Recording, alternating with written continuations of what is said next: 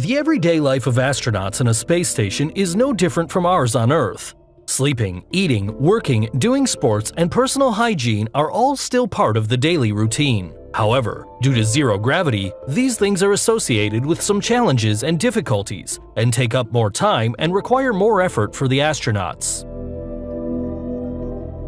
In the morning, the astronauts can decide when exactly they want to get up. They have to attend the morning conference with the ground stations to discuss the daily schedule, though. The clocks on the ISS are set to London time to make sure that astronauts from different countries do not sleep and work at different times, because there aren't really day and night on the space station, since within a span of 24 hours, the sun rises and sets several times.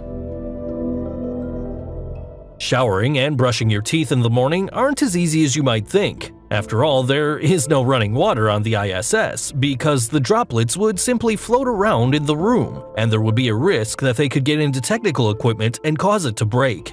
Water is therefore made available in bags with a straw, similar to drinking bottles. First, you squeeze out a droplet of water, then you pick it up with your toothbrush. After that, you repeat the same thing with your toothpaste.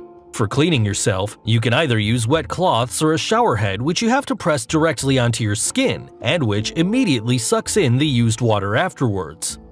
The toilet does not work with water but with negative pressure. If they don't want to hold themselves in place for the whole time, the astronauts have to strap themselves to the toilet. There's even a system on the ISS which can purify urine and turn it into drinking water. The wet cloths for cleaning themselves are hung in a drying room where the water is processed and reused as well, since the astronauts can't simply take tons of water with them to the space station. Luckily, astronaut meals from a tube don't exist anymore. Now, astronauts eat normal dishes, which are taken to the space station in the form of cans or simply freeze-dried. Later, dishes like pasta with a nice sauce or vegetables and meat can be eaten in space. The menu is put together on the ground, and each of the crew members gets 3 meals with some snacks a day. If they get hungry, all they have to do is moisten and warm up the food and then eat it directly from the container with a spoon. However, they have to make sure to bring the spoon to their mouth fast enough to keep the food from floating around in the air. Crumbs or grains are avoided as well as possible, since similar to the water, the crumbs could get into cracks. Space bread has a wrap-like consistency, and the food is generally quite soggy. In addition, the dishes are flavored much more than on Earth, because zero gravity causes much more blood to flow into the upper body and the head, so that the mucous membranes swell, as when having a cold, this causes you to not be able to taste much. Sports and fitness are particularly important in space. Every day, the astronauts have to exercise for 2 hours to counteract any muscle loss caused by the minimal strain due to weightlessness. For this, they have to use stationary bikes and lift weights. Back on Earth, they have to continue that for a while and also strengthen their bones, as these often get softer in space as well.